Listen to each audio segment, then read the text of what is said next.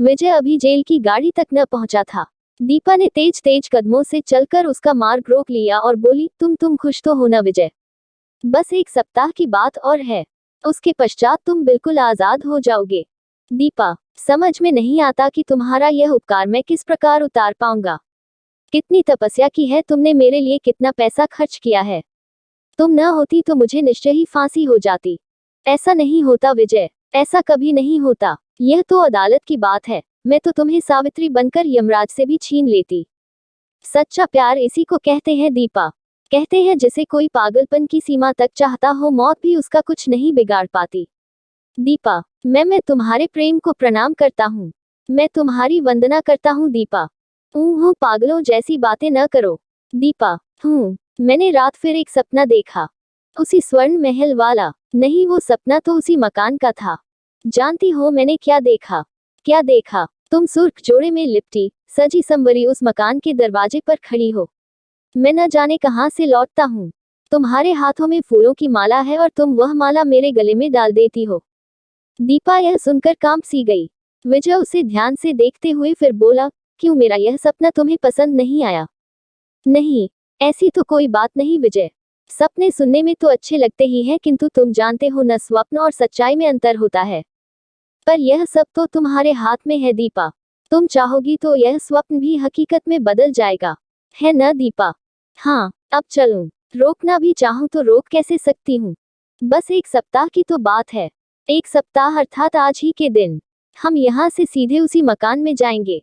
हरिया को तो सजा हो जाएगी। चलो, कोई दूसरा नौकर रख लेंगे। वैसे यदि तुम कहोगी तो मुझे सोनपुर में रहने में भी कोई दिक्कत नहीं।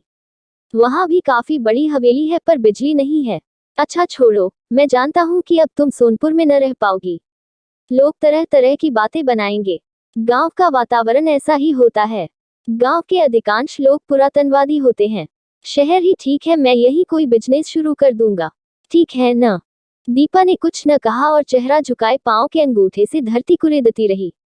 विजय उसे यूं विचारमग्न देखकर बोला, क्या सोचने लगी दीपा? का कुछ नहीं, तुम्हारे ही मुकदमे के विषय में सोच रही थी। अब जाओ, कांस्टेबल नाराज हो रहे हैं। अगले सप्ताह मिलूंगी। दीपा ने यह सब एक ही सांस में कहा और लौट पड़ी। विजय आगे बढ़ गया। दीपा लगभग 1 घंटे पश्चात घर पहुंची।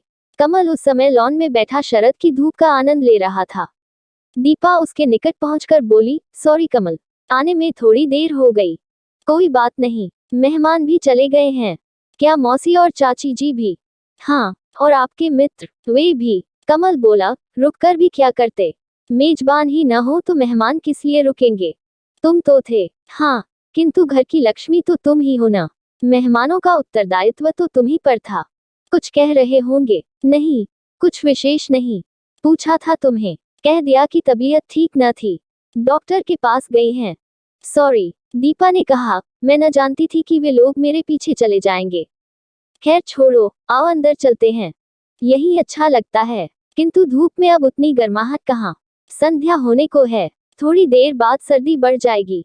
इतना कहकर दीपा ने पीछे से कमल की कुर्सी थाम ली और उसे लेकर कमरे में आ गई।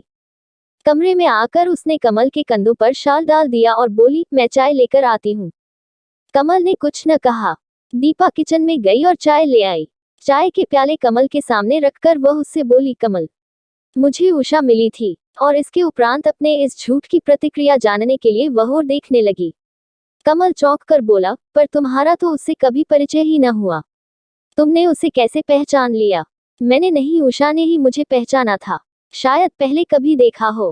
कब मिली थी? आज ही उसका बेटा भी साथ में था। क्या कह रही थी? पछता रही थी अपने किए पर। कहती थी, मैंने कमल को धोखा देकर इस संसार का सबसे बड़ा अपराध किया है।